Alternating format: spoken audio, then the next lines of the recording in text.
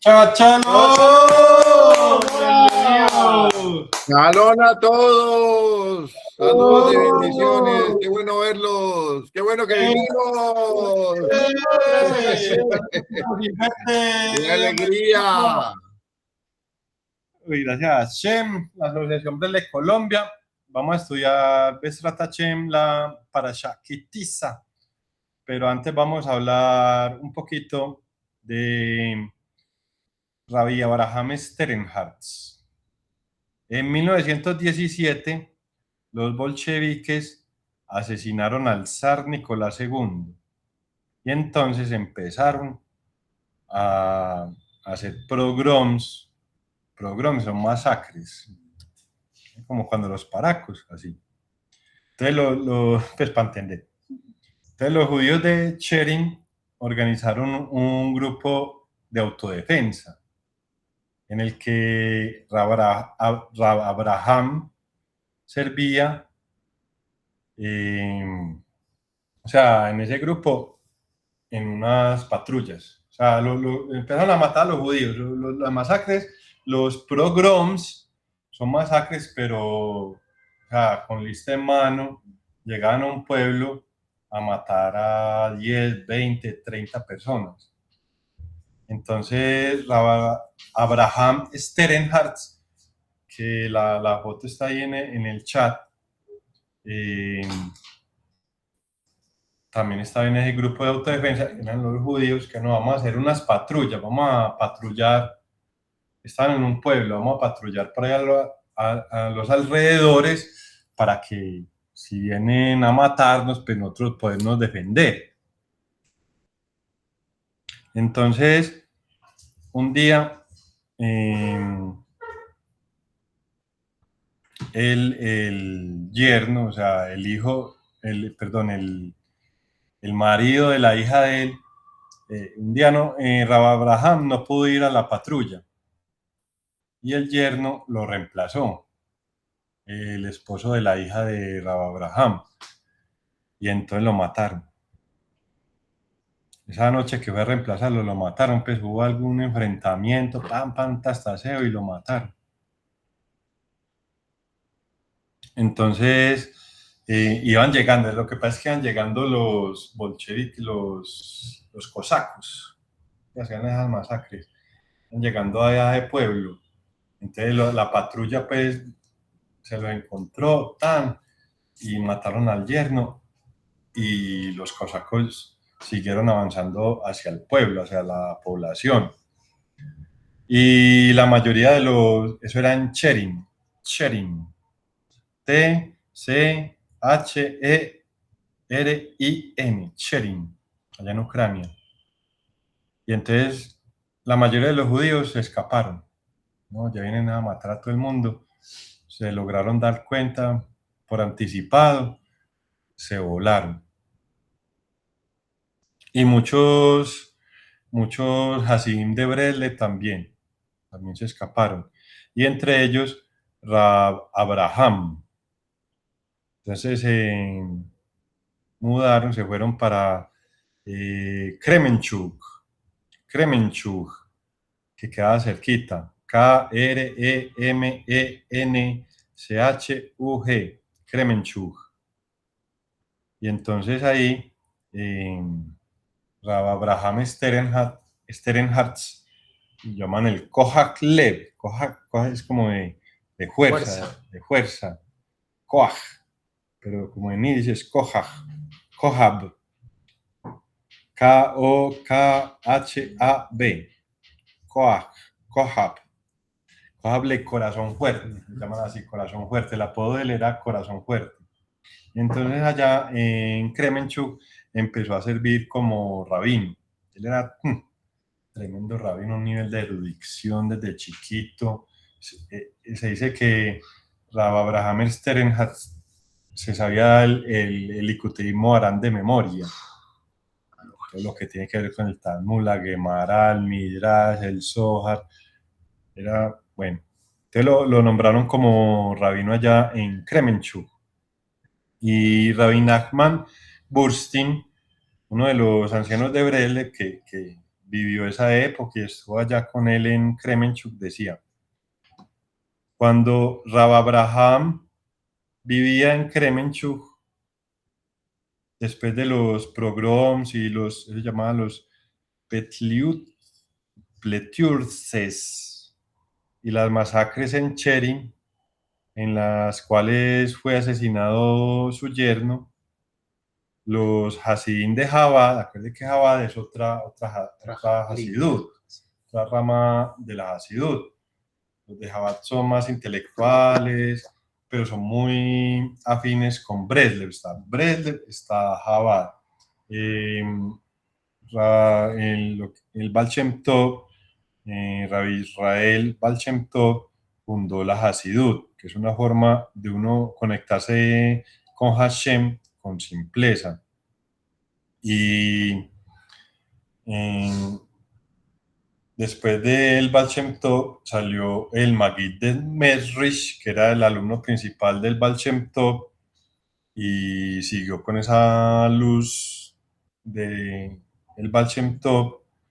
Y el bisnieto del Baal Shem Tov es Rabbi Nachman de Breslev, y entonces él, digamos que es una renovación en esa Hasidut, y ahí siguió Breslev. Entonces, en esta época, pues ya fue hace por ahí póngale, más de 100 años, 150 años después de que el Baal Shem Tov falleció, ya después se volvió. Los que siguieron directamente del Baal Shem Tov son los de Chabad, la Hasidut de Chabad, se llama Chabad. ¿Ah? Especialmente Daniel está más, pues, así como lo decís, pero para darle el mérito, trata se llama al Rabbi Esniu Salman de Lial. Eso es lo que faltó decir ahí. Sí, sí, porque después de el Magid de Mesrich, ya el Alter Rebbe, que es el que mencionó Osman, que ya siguió desarrollando esa Hasidut, y ya ahí se fundó Chabad. El fundador de Chabad es el Alter Rebbe. El texto en el que se basa es el Balatania. El Tania, lo llaman el Baltania, Balatania, Balhatania, que es entonces es un libro pues así parecido como digamos al Likutei Moharan. Exacto. Entonces, muchos Hasidim de Chabad iban a estudiar con Rabbi Abraham Sternhartz. O sea, como digamos que lo contrataron. Pues sí, le pagaban y todo.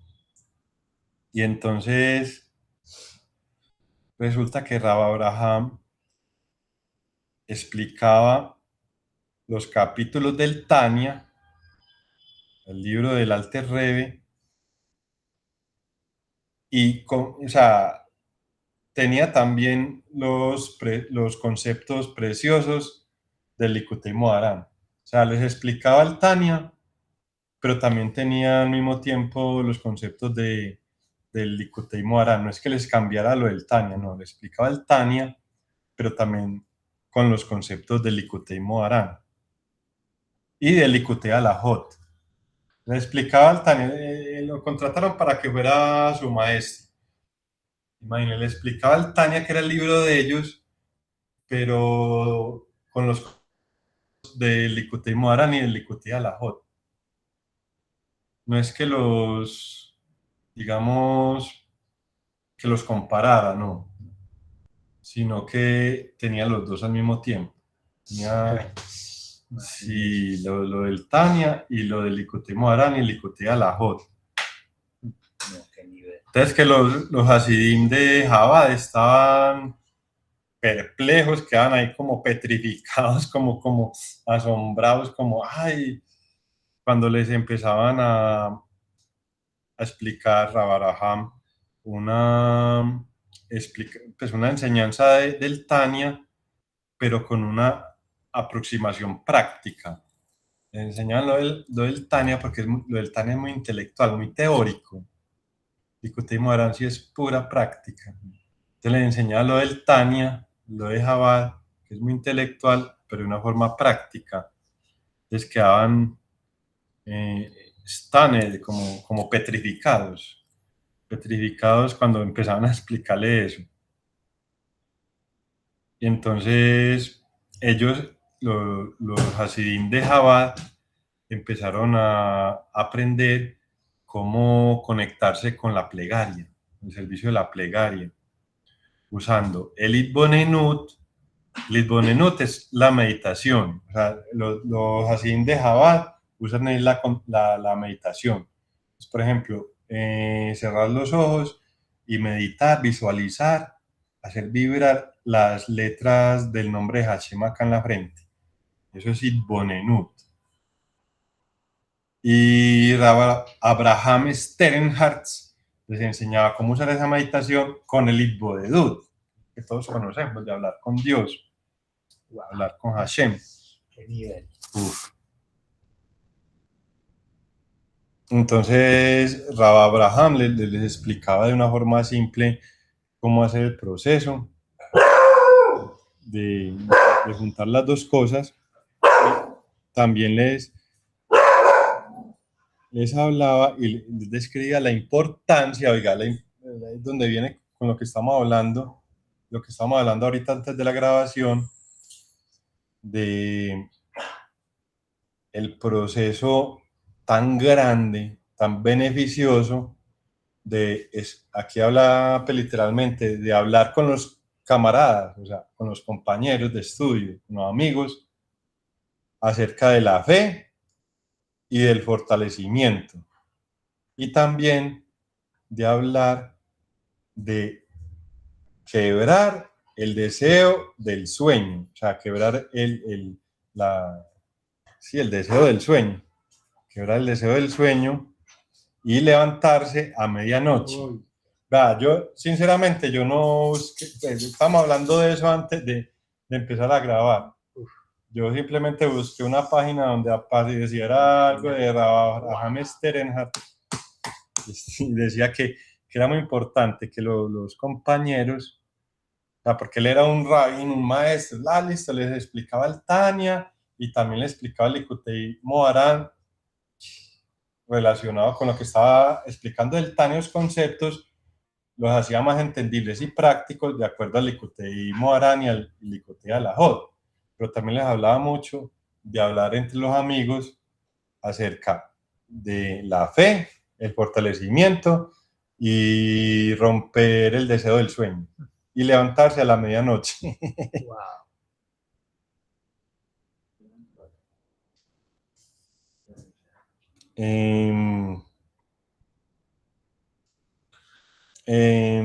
Recuerdo pues a lo cual que dice el Sagrado Libro del Zohar, que es hay algo muy estricto de la conducta apropiada para un judío, digamos, para un buscador de Hashem, que está en un monoteísmo.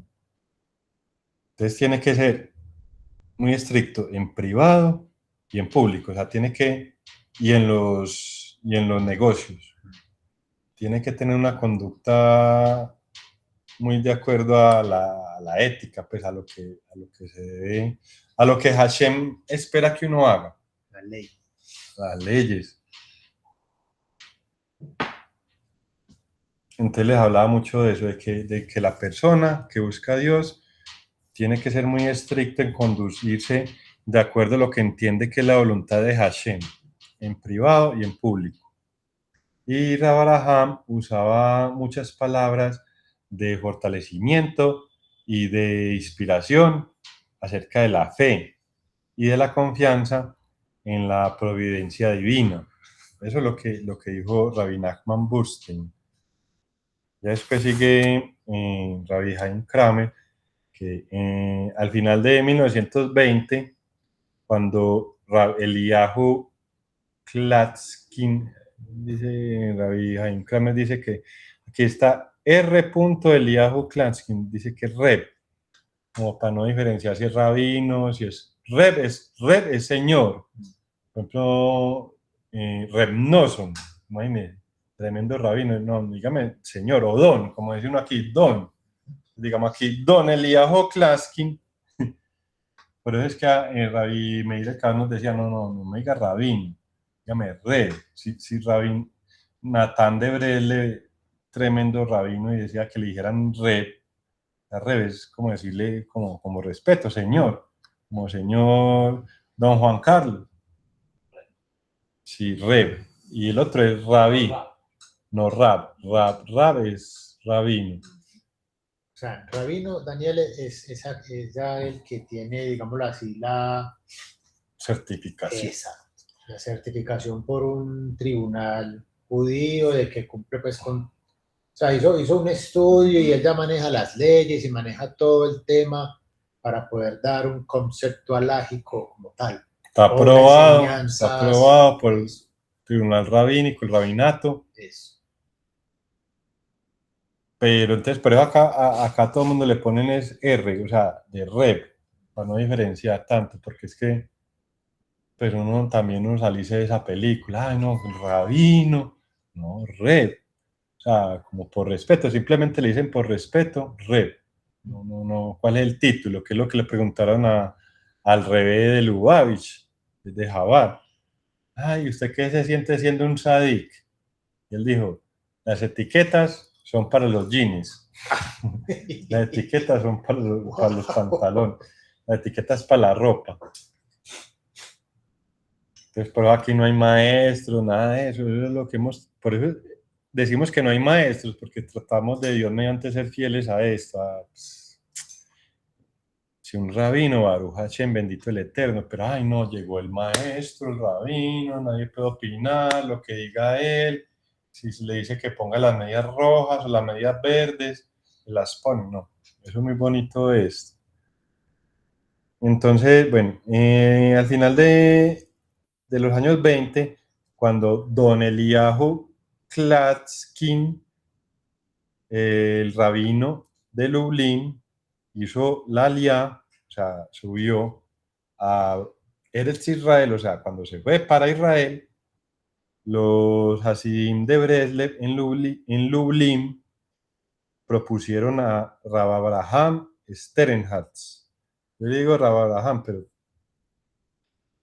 porque ese sí era rabino, tenía varias certificaciones de rabino, pero bueno, digamos a don Abraham Sternhartz como un candidato aceptable para tomar el lugar de el rabino. O sea, el rabino de Lublin era Don Eliyahu Klatskin, era un rabino, o sea, ese era el mandacallar. El líder a nivel de alajá, a nivel jerárquico, todo el mundo le preguntaba a él, rabino, vea, me voy a casar, entonces, ¿cómo hago la celebración? ¿Cómo tengo que cumplir las leyes? Eso es el rabino del pueblo, o de la comunidad. Entonces, bueno, todo el mundo necesitaba saber bien cómo hacía las cosas, que estuviera, sí, y ni que la opinión, lo que él decía había que hacerlo así, ya, no pensar más.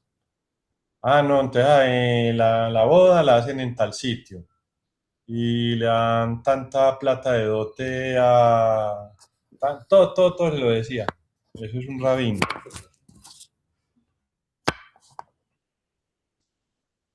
Entonces, bueno, estaban diciendo que para que Rav Abraham fuera el rabino de Lublin. Lublin era una ciudad importante, no era un pueblito, era una ciudad grande. En Polonia, ¿cierto? En Polonia. Bueno, entonces, Rav Yitzhak Breiter dijo que cuando Rav Abraham fue a Lublin, se le adhirieron 200 rabinos. O sea, los 200 rabinos, no, yo quiero seguirlo a usted, que usted sea el que nos dicte el camino, que nos guíe, que nos diga por dónde nos tenemos que meter. Y que los 200 rabinos lo aceptaron a él. No, es que usted es el que dice. Usted es el que dice por dónde nos metemos, qué hacemos, qué no hacemos. Usted es el que 200 rabinos. Pero se volvió para Ucrania.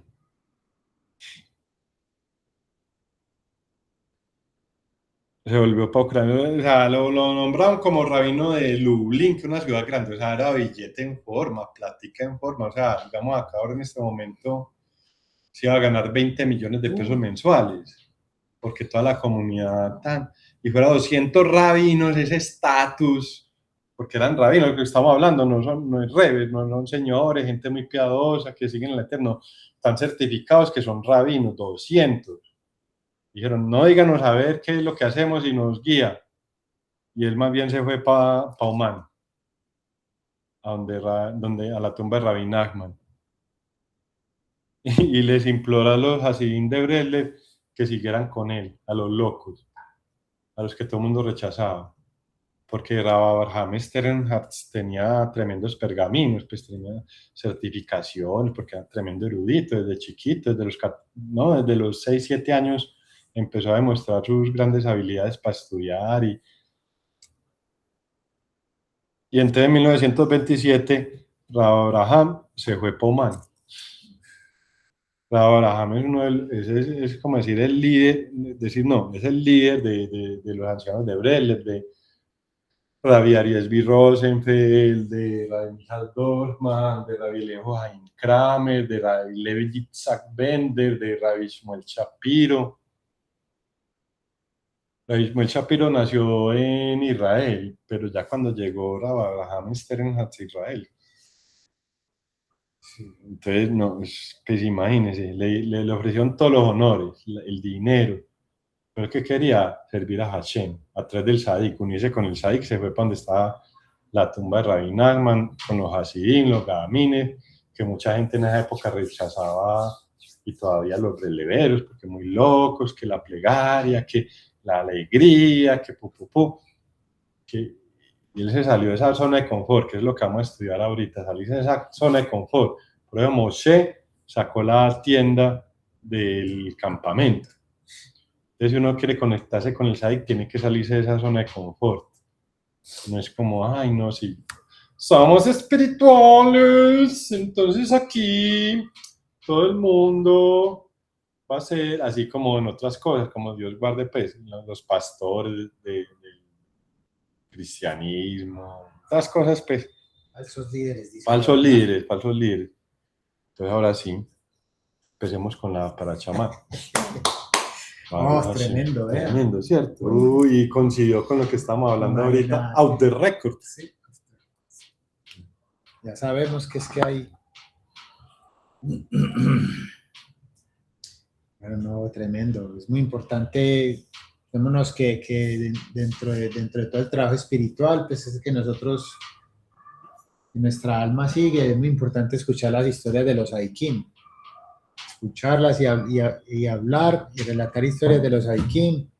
Tiene que ver mucho con el tikkun, la rectificación del habla, de los pensamientos, de todo. No se hace con intenciones de, por ejemplo, de querer imitarlos a ellos, porque ellos están en otro nivel, como decíamos ahorita. Ellos tienen un nivel muy... Pero escucharlos y hablar de ellos sí es muy importante. A nosotros sí, bueno, algo amigable porque... Es que es una guía. Yo considero que es una guía sobre todo eso. Así como cuando estudiamos a través del fuego y el agua y recordamos tantas historias de Rabbi Natán en su época, pues es una guía porque fundamentalmente a todo lo que él se enfrentó y todas las cosas que pasaron. Y sí, era otra época y todo. Hoy tenemos diferentes otros enfrentamientos, sí, porque sabemos pues que hay tantas cosas que enfrentar y superar, pero son grandes guías. Así es. Yo les ayudo con la lectura. Si quieren, yo arranco. Bueno, señor. Sí, señor. Vea, esa es la actitud. Latitud sur. No, occidente. Okay, muy bien. Bueno, entonces latitud Cali. Entonces dice, de la alegría de Purín al becerro de oro, ¿correcto? A primera vista, la parashá parece moverse en una dirección contraria. Justo después de la alegría y el milagro de Purín, encontramos la historia del becerro de oro. Parece como si retrocediéramos de la redención al colapso. ¿Cómo puede ser que tras la revelación tan poderosa de salvación, leamos sobre el pueblo de Israel cayendo a uno de los niveles más bajos imaginables? Sin embargo, en verdad, el episodio del becerro de oro produjo la revelación de un nivel más alto de la comprensión. Como resultado de este pecado, Hashem reveló a Moshe Rabbeinu y las 13 atributos de misericordia. Esta revelación representa un nivel más profundo de la comprensión divina que no se había revelado antes. Y en ese sentido, el milagro de Purim y los acontecimientos de la Parashat Kit Tizan. Señor. Don Guillermo, es compasión, compasión divina, compasión, no comprensión, sino compasión. Oh, perdón. Discúlpeme si le voy haciendo así unas noticas, es para que el concepto que sí. No, de acuerdo. De acuerdo. Y los acontecimientos de Parashat Kit Tizan están estrechamente conectados. Ambos emergen a un nivel oculto de redención y compasión que revelan específicamente a través de la crisis. Para entender esto más profundamente, debemos examinar varios detalles en la Parashá, como Moshe Rabbeinu habló con Hashem para calmar la ira divina, que dijo Hashem en respuesta y que el daño espiritual causó el becerro de oro. El argumento de Moshe Rabbeinu. Después del pecado, Moshe Rabbeinu suplicó a Hashem que no destruyera al pueblo de Israel. Presentó un argumento poderoso. Si Hashem perdonara al pueblo, entonces todo estaría bien. Pero si no, vi allí me chenei na nischifrecha. Entonces bórrame de tu libro. Moshe declaró que no debería convertirse en el fundador de una nueva nación. Si el pueblo actuaba igual, igual iba a ser destruido.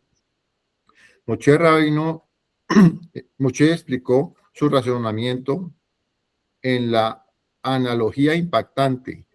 Si una mesa con 3 patas no se puede sostener, ¿cómo podría una mesa con una sola pata mantenerse?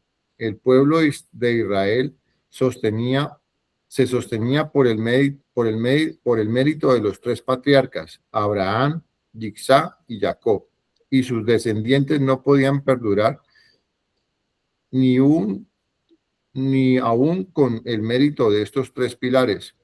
¿Cómo podría Moshe esperar que sus propios descendientes solos tuvieran éxito? Con este argumento, Moshe Rabbeinu logró persuadir a Hashem de no destruir totalmente al pueblo. No obstante, la situación seguía siendo extremadamente seria. Hashem declaró que los que pecaron serían castigados. Además, anunció que su presencia divina ya no acompañaría al pueblo de Israel de la misma manera. La retirada de la presencia divina. En el capítulo 33, la Torá describe a Hashem diciéndole a Moshe que su presencia, la Shejiná, ya no viajaría directamente entre el pueblo de Israel. En su lugar enviaría a un ángel para acompañarlos paradójicamente. Esto fue en realidad para su beneficio. La santidad de la presencia divina es tan intensa que incluso una pequeña imperfección entre el pueblo podría provocar un juicio severo. Si el pueblo no podría mantener el nivel necesario de santidad, esa cercanía misma podría traer destrucción. Por eso Hashem dijo que enviaría un ángel en su lugar. Cuando el pueblo oyó este anuncio, lloró profundamente. El versículo dice que ningún hombre colgó su corona, sobre su cabeza. ¿A qué corona se refería esto?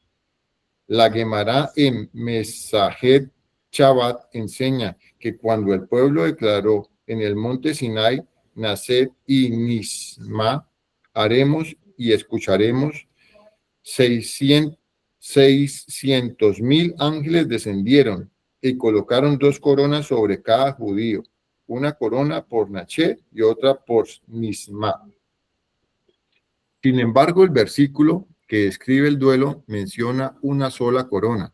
La gente no se colocó la corona sobre la cabeza inmediatamente. Después, Hachén le dice a Moshe que instruya al pueblo a quitarse la corona de la cabeza.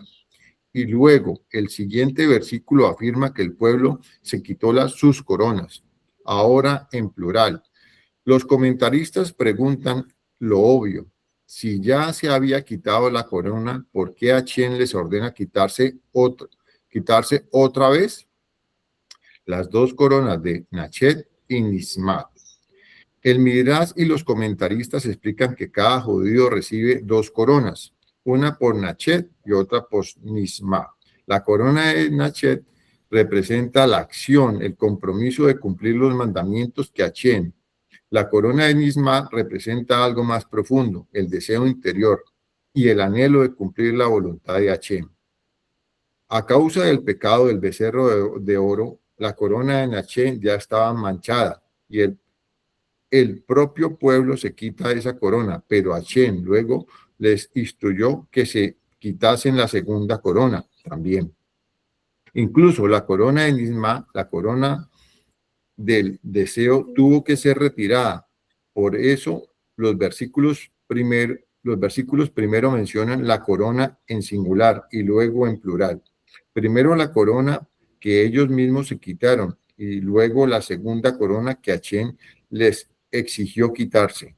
Reb Nosson explica que la corona de Nisma representa el nivel más profundo del Raxón, el anhelo por servir a Hachén, incluso cuando uno no puede actuar. La acción es un nivel, pero el deseo es mucho más profundo. La tragedia del becerro de oro no fue solo una falla en la acción, también fue una falla en el deseo interior. El significado de la corona, el Keter. Reb Nosson explica que estas coronas corresponden al concepto del Keter, la corona descrita en la Cábala, y el Keter representa la puerta por la cual una persona recibe y percibe la luz infinita de Hachén. Esa luz fluye constantemente y enviando vitalidad y abundancia, Chit-Yud, Ba-Shefa, a cada persona. Sin embargo, el Keter funciona de una manera sorprendente. Según Likutei Moharan, lección 24, el Keter en realidad empuja a la persona hacia atrás. Cuando alguien avanza hacia la luz espiritual, experimenta retrocesos y obstáculos. Este empuje no es un castigo, es parte del mecanismo por el cual la luz infinita entra en su vida. El Zohar describe esta dinámica como alcanzar y no alcanzar. Una persona avanza y luego es empujada hacia atrás, avanza y luego retrocede. A través de este proceso desarrolla los vasos necesarios para recibir mayor luz. Sin retrocesos, una persona no puede crecer. Si alguien imagina que la vida espiritual consiste solo en avanzar, en un avance continuo sin dificultades, interpreta fundamentalmente cómo funciona el crecimiento espiritual. Reb Nachman enseña que el Chok Aram, que si la persona no puede aceptar los retrocesos con fe y paciencia, nunca podrá avanzar. La capacidad. Señor. Sijot Aran, Sijot. Sijot. Venga, don Guillermo. Cuando usted encuentre ese H, esa CH, H ahí en los textos, es una G, entonces usted le dice Sijot. ¿Listo? Sijot Aran. Eso, así es. Sijot Aran, ok, gracias. Que si la persona no puede aceptar los retrocesos con fe y paciencia, nunca podrán avanzar. La capacidad de soportar esos retrocesos es precisamente lo que permite que la luz infinita entre. Los 2 niveles del Keter. Las dos coronas corresponden a dos aspectos del Keter. La corona de Nashet representa el Keter asociado. Pero es nace, es nace. Naset, Nace. Naset. Nace es la acción. Ok. Por ellos quitaron la primera corona, que es la acción, porque hicieron el becerro de oro. La otra es Nishma, que es lo que hablamos de entender. Primero haremos y después entenderemos. Entonces, ¿por qué le quitaron la de nace de entenderemos? Porque es el razón.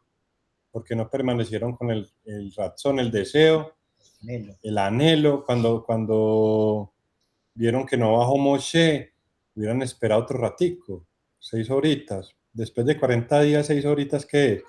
Y no, Nada. se pusieron a hacer el becerro de oro. Entonces le quitaron las dos. Ellos le quitaron la de nacer, la acción, porque si vieron que hicieron una acción mala de hacer el becerro de oro. Y Hashem les quitó la otra corona. Son 2 coronas. Sí. Listo. Gracias, hermano. Bueno. Representa el Keter asociado con la acción. Cuando una persona realiza Mitzvot, avanza espiritualmente. La corona de Nishma representa el nivel más profundo. El Keter asociado con el deseo. Cuando una persona no puede actuar, cuando experimenta retrocesos u obstáculos, su anhelo por acercarse a Hashem se vuelve más fuerte. Reb Nachman explica que el deseo se fortalece justamente cuando algo se retiene. Cuando a una persona se le impide alcanzar algo, su anhelo se intensifica. Así, los retrocesos mismos crean la corona más profunda, la corona del deseo. Ambas coronas juntas permiten a la persona recibir la luz infinita. La desesperación del becerro de oro, perdón. La tragedia del becerro de oro fue cuando el pueblo cayó en desesperación. Satanás deliberadamente creó confusión mientras Moshe Rabbeinu estaba en el monte Sinai. A través del engaño hizo que la gente calculase mal el tiempo del regreso de Moshe e incluso les mostró una ilusión del cuerpo de Moshe suspendido en el aire, como si Moshe hubiera muerto. Bajo esa presión, el pueblo encontró un pánico. El Evet Rab, la multitud mixta, los instó a crear un nuevo líder. Ur intentó detenerlos y fue asesinado. Aarón trató de retrasar el proceso tanto como fuera posible, con la esperanza de Moshe regresara antes de que la situación se descontrolara. No obstante, la presión y la confusión llevaron a muchos a participar en la creación del becerro de oro. Esto representa una falla de paciencia.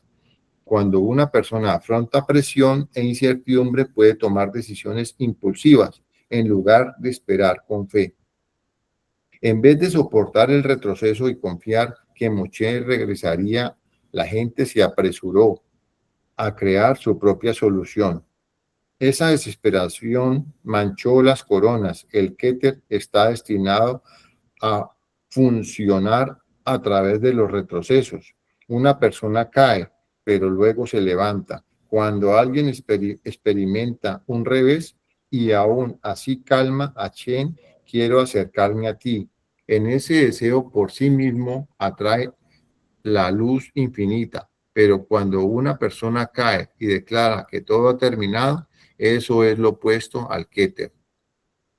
Los que mantienen su deseo eventualmente se levantarán otra vez, pero los que se rinden a la desesperación caerán completamente. Eso fue lo que sucedió con el becerro de oro. Bajo la presión y la confusión, muchos abandonaron la paciencia y la esperanza, y al hacerlo perdieron las coronas que los conectaban con la luz infinita. Debido a que no supimos usarlo. Hola. Guillermo, venga, Sí. ahí hagamos muy bien.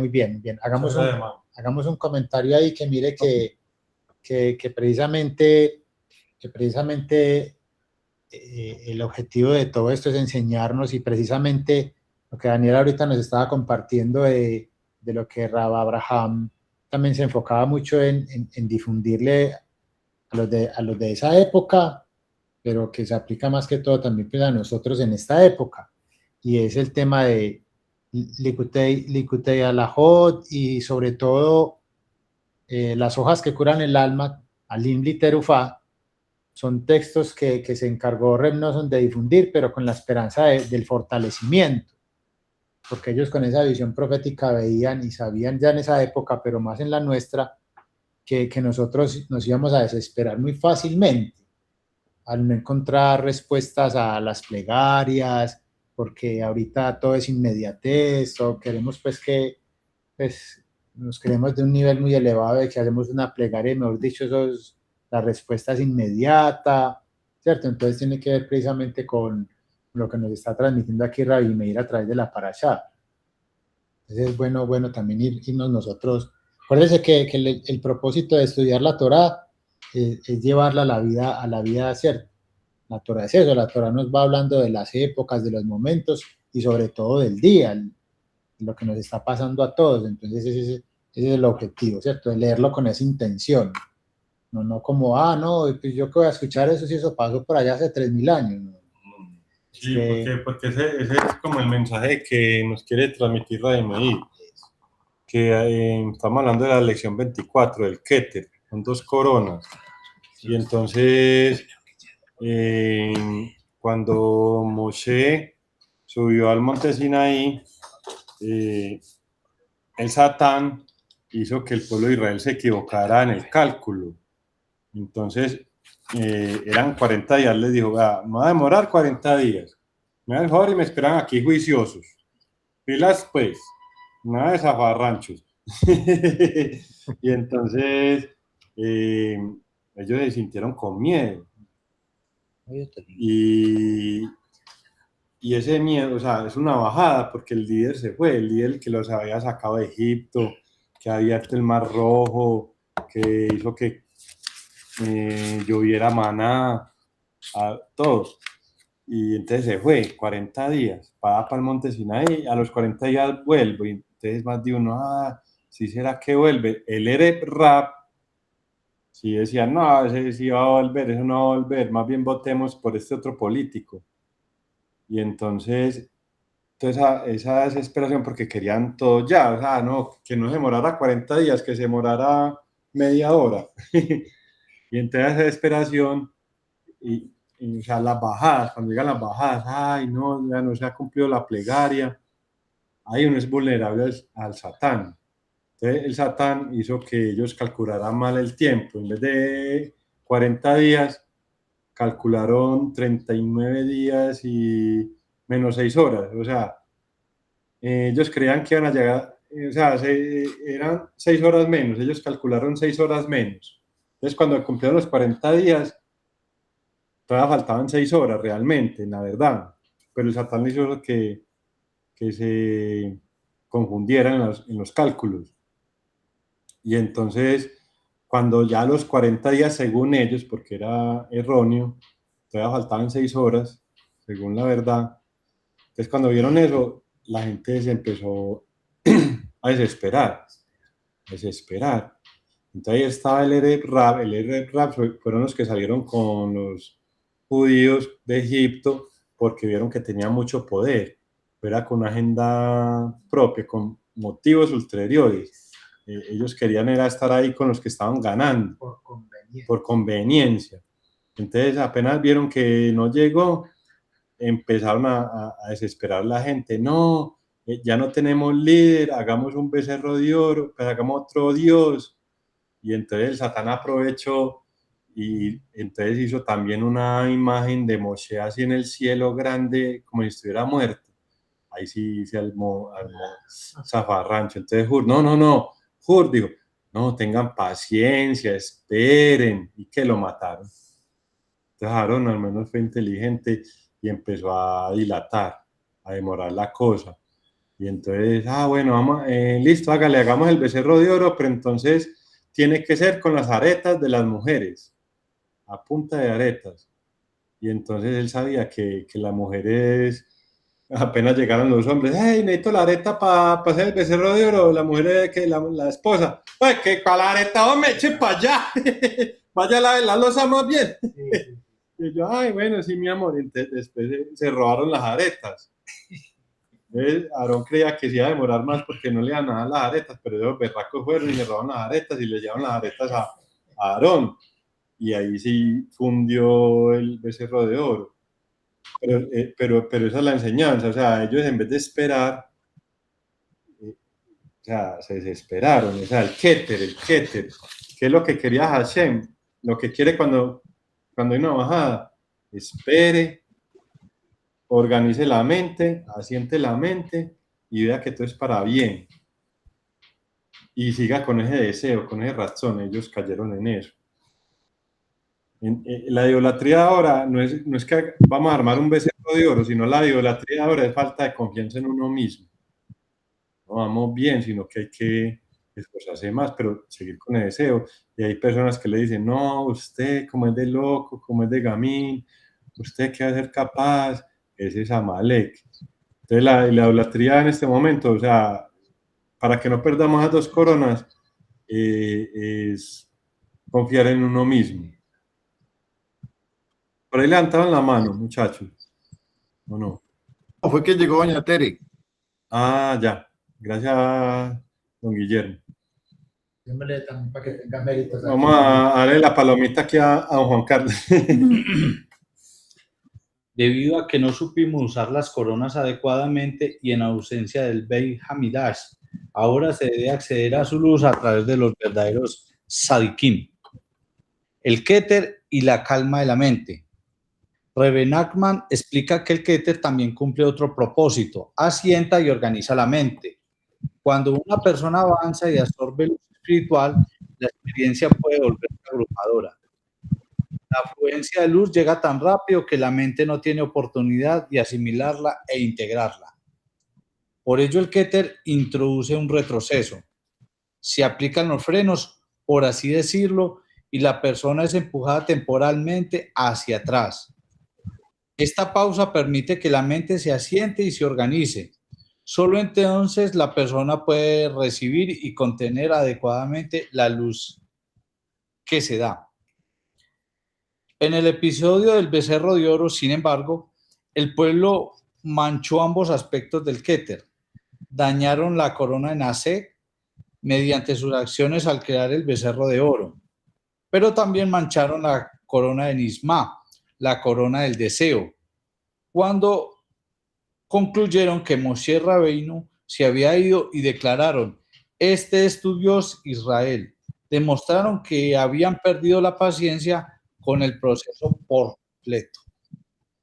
Tal reacción ocurre cuando una persona no puede tolerar el retroceso. En lugar de soportar el empuje hacia atrás, espera claridad, entra en pánico y busca un reemplazo inmediato. El Keter, que requiere paciencia y confianza, se vuelve imposible de sostener. Por esta razón, Hashem ordenó que las coronas fueran retiradas. El sistema del Keter ya no funcionaba correctamente entre el pueblo.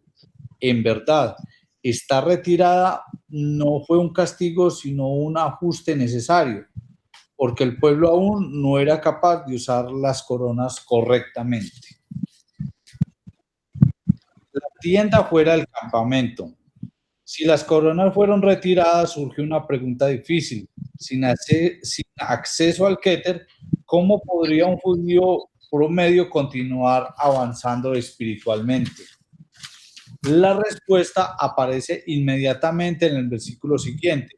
Después de que se quitaron las coronas, la Torá afirma: Ushe Moshe ki jikak et a oel. Moshe Rabbeinu tomó su tienda y la colocó fuera del campamento, lejos del encampamiento del pueblo de Israel. La llamó el Oel Moed, la tienda del encuentro. La Torah luego explica que cualquiera que buscara a Hashem, el Behaya Kol Mevakesh Hashem, saldría a la tienda del encuentro fuera del campamento. Este movimiento hacia afuera tuvo un significado profundo. Una persona que realmente deseaba buscar a Hashem tenía que dejar el ambiente familiar del campamento y viajar hacia afuera hasta Moshe Rabbeinu. Ese viaje demostraba cuánto quería conectarse con Hashem. La luz dada a Moshe Rabbeinu. El Zohar enseña que la palabra Oel, tienda, también puede referirse a un halo o luz circundante. El versículo del Iov dice que Ibilo Nero Alei Roshi, describiendo una luz que brilla sobre la cabeza. El Zohar conecta esa idea con las coronas que fueron quitadas al pueblo. La luz de esas coronas no desapareció por completo. En cambio, se transfirió a Moshe Rabbeinu. Moshe recibió la luz espiritual que una vez se distribuía entre toda la nación. A partir de ese momento, cualquiera que quisiera acceder a la luz infinita ya no podía hacerlo de forma independiente. Las coronas de Naaset y Nisma habían sido manchadas, por lo tanto, el único camino era a través de Moshe Rabbeinu. Quien buscara la presencia divina tenía que acercarse a la tienda del encuentro de Moshe. Allí la Shejiná reposaba con Moshe Rabbeinu y a través del pueblo de Israel pudo nuevamente acceder a la luz que anteriormente les era disponible mediante las coronas. Este arreglo permaneció hasta que el Mishkan fue erigido en Rosh Hodesh Nisan. Una vez establecido en el Mishkan, la presencia divina reposó allí y los diversos vasos del Mishkan, el Aarón, la menorá, la leche Japanín y el altar de Ketoret se convirtieran en canales por los cuales el pueblo podía nuevamente recibir la luz espiritual. Salir de la zona de confort para buscar el Sadik. Hay un mensaje importante aquí para cada generación. Cuando una persona se empuja demasiado progresivamente en el crecimiento espiritual y no puede tolerar los inevitables retrocesos, puede perder su conexión con el Keter. Cuando insiste en que las cosas deben suceder inmediatamente, según sus expectativas, pierde la paciencia necesaria para permitir que la mente se asiente.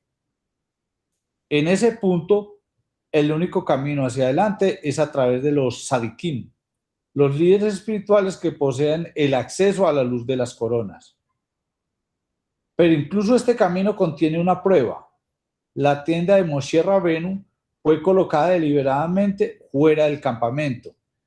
Quien buscara a Hashem debía salir de los alrededores familiares de la comunidad y viajar hacia afuera para encontrar la luz, la fuente de la luz. Este patrón aparece de nuevo en la historia de Purim. El ejemplo de Mordejai. Al final de la Megilá de Esther leemos que Mordejai llegó a ser segundo tras el rey Ahaverosh y que su influencia se extendió por todo el imperio. Las naciones temían a los judíos por la reversión milagrosa de los hechos. El Nahash, en la cual el pueblo de Israel, que había sido destinado a la destrucción, fue en cambio empoderado para derrotar a sus enemigos. Sin embargo, la Megilá concluye con un detalle sorprendente. Mordejai fue aceptado por la mayoría de sus hermanos, pero no por todos. Algunos miembros del Sanedrín se distanciaron de él. Rashi explica que,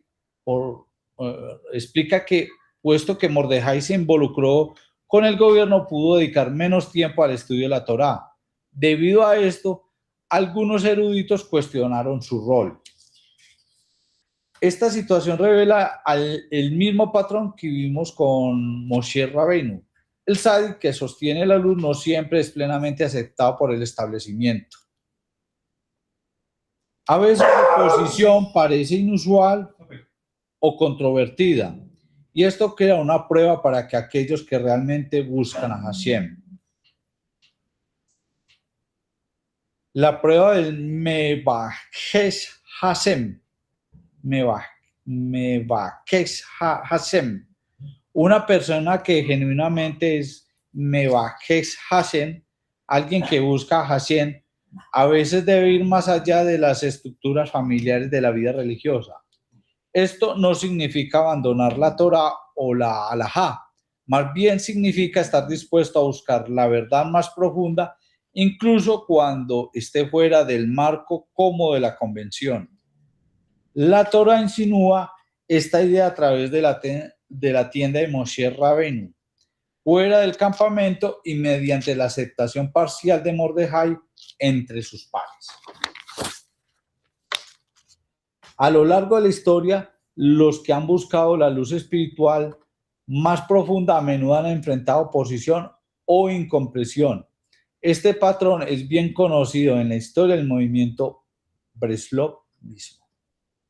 Desde sus primeros días hubo debates, oposición, dudas acerca de seguir al Rebbe Nachman. Sin embargo, tal oposición es parte de la prueba que enfrenta quien busca sinceramente a Hashem. La pregunta es, ¿estamos dispuestos a dejar la comodidad del statu quo para perseguir la verdad? Sí, yo sí. Restaurando las coronas. ¿Por qué el pueblo una vez falló al usar las coronas correctamente? La luz de esas coronas ahora debe ser accesada a través de los tzadikim de cada generación. En ausencia del Beit Hamidash, Beit Hamidash, Amigdash. La luz espiritual que antes irradiaba desde el templo se encuentra mediante los verdaderos tzadikim que guían a la generación. Esta situación continúa hasta la venida del Mashiach. Mashiach o Mesías. En ese momento, las coronas serán restauradas al pueblo de Israel. La Gemara en Shabbat enseña que los ornamentos que fueron removidos, las dos coronas de Naased y Nisma, volverán una vez más. El versículo promete, Besihab Olam al Rosham. Una alegría eterna reposará sobre sus cabezas.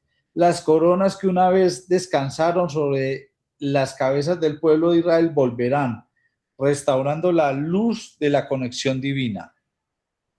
Que merezcamos encontrar los verdaderos tzadikim que iluminen nuestro camino con la luz de Naased y Nisma, y que pronto presenciamos la restauración de esas coronas con la venida del Mashiach.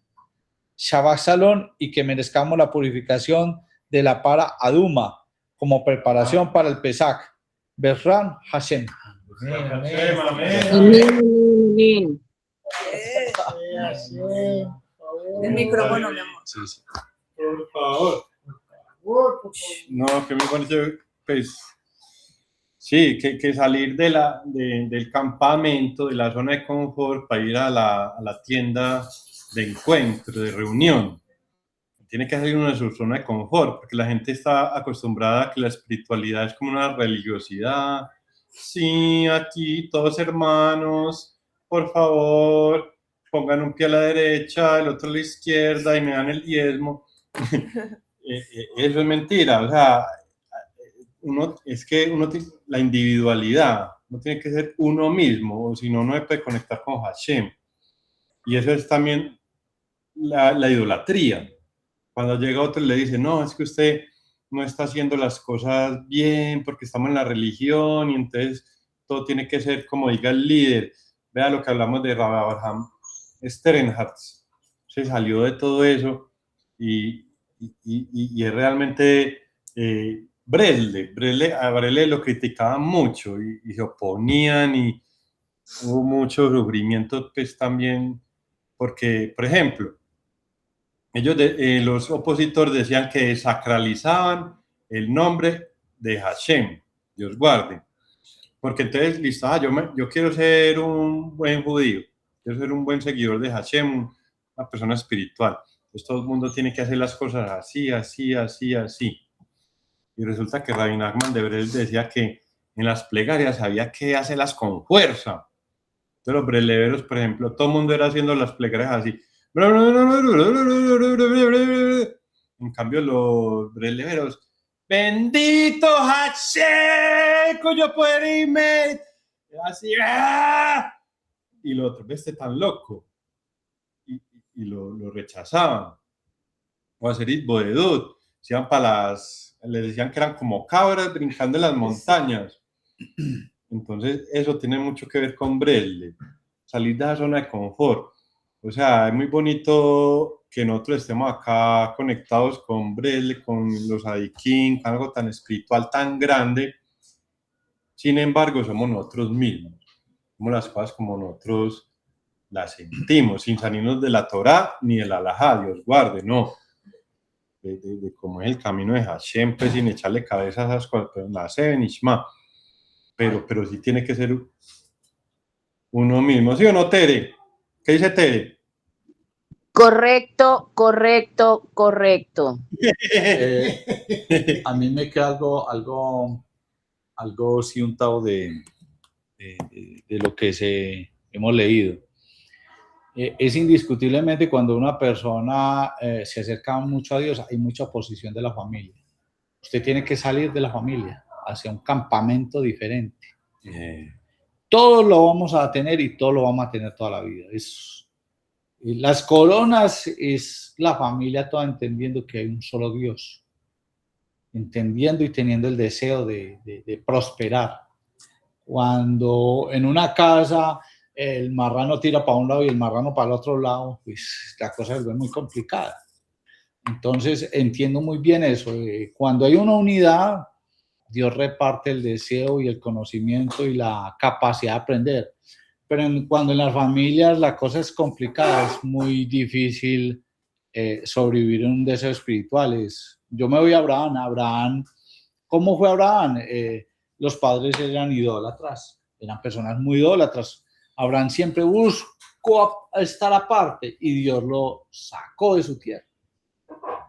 Eso nos toca a todos. El que esté en Cali o el que esté en la costa o en otro país, va a haber solo 2 o 3 de la familia que estén con ellos y va a haber mucha oposición de parte de la familia porque no tiene ni el deseo, ni el conocimiento, ni la aspiración, ni la sed de estudiar el conocimiento de la Torá o las antiguas escrituras. Entonces, eso hay que tenerlo en cuenta para uno sentirse tranquilo. Esa oposición está desde hace 3, 4, 5 mil años, en que cada ser humano quiere evolucionar, pensar diferente, acercarse más a esa idea de Dios y buscarla. Entonces, es complejo.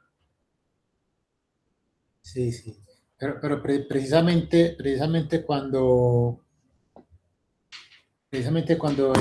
nosotros pues que queremos adherirnos a estas enseñanzas tan elevadas, especialmente las de Breslev, al judaísmo, a la Torá, pero especialmente a las de Breslev, y encontramos en nuestras vidas esa oposición pues, por todos lados. Precisamente es una señal de que vamos haciendo las cosas pues como lo queremos, porque si estamos aquí es porque queremos seguir ese camino, porque hemos de alguna u otra manera saboreado la luz de la verdad, esa luz que la verdad endulza el alma, ese respiro del alma que se siente tan bien cuando estamos conectados con Hashem, con la Torá, con la plegaria. Cuando venimos acá a estar unidos, estar juntos. Entonces, tenemos que aprender eso, lo que nos está transmitiendo Rabbi Meir, que nos transmite la Torá. Saber que esos obstáculos, esas dificultades son parte del proceso del crecimiento espiritual y que con todas las herramientas que estamos aprendiendo, la paciencia, el anhelo, el deseo de servir a Hashem, se van a ir dando las cosas de a poco. Y eso es de acuerdo a nuestro nivel. Hashem nos manda cositas suaves porque sabe que estamos, ¿cierto?, empezando y que tenemos que ir despacio para no estrellarnos. Bien, Bueno, ¿alguien tiene un comentario? Aquí más, doña Carolina. Daniel. Escucha. Adelante. Por los muchachos allá en la conferencia.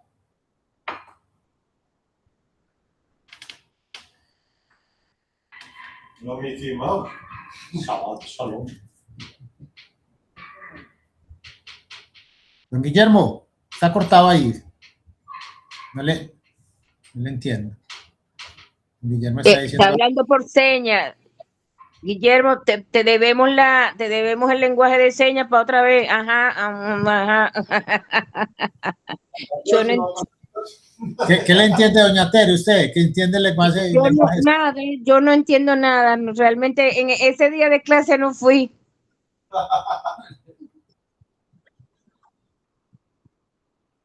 Para acá la muchacha que está.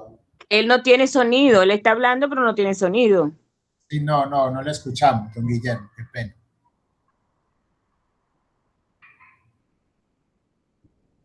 ¿Qué será? Ah, que está cerrado el micrófono en la reunión. No, aquí está abierto. Terry, ¿usted me escucha? Sí, ella te escucha por eso. Sí, claro. Bueno, no sé qué pasa ahí. No, haga el cierre de mano, porfa, y... Bueno, no. Entonces, dejémoslo así quiere Hashem. Démosle gracias a Hashem que nos permitió venir, estar aquí reunidos, empezar Shabbat estudiando la Torá, conversando con nuestros amigos, nuestras amigas, y nada, desearles que tengan un gran Shabbat, que reciban la dulzura del Shabbat esta noche y que mañana todo el día disfruten la luz del Shabbat, que podamos tener en nuestros pensamientos buenos, pensamientos de Torá, que de nuestras bocas salga la verdad, que salgan palabras dulces, palabras de bondad, palabras de amor, que podamos sentir la alegría de saber que Shabbat representa el Olam Abba. Esa es la probadita del Olam Abba, el Shabbat, que nosotros también podamos sentirlo, disfrutar, y nada, y anhelar pronto volver a reunirnos con nuestra Tasha en el martes a estudiar Likutei Halachot, las enseñanzas de Reb Nosson. Amén, amén. Ya Amén, volvemos. niños. Bien. Sean felices, sean felices. Feliz noche. Me Todo leyeron lo los labios. bueno. Gracias. Gracias. Bien, Shabbat Shalom, todo lo bueno. Bendiciones, un abrazo. Amén, bendiciones, chao. Bueno.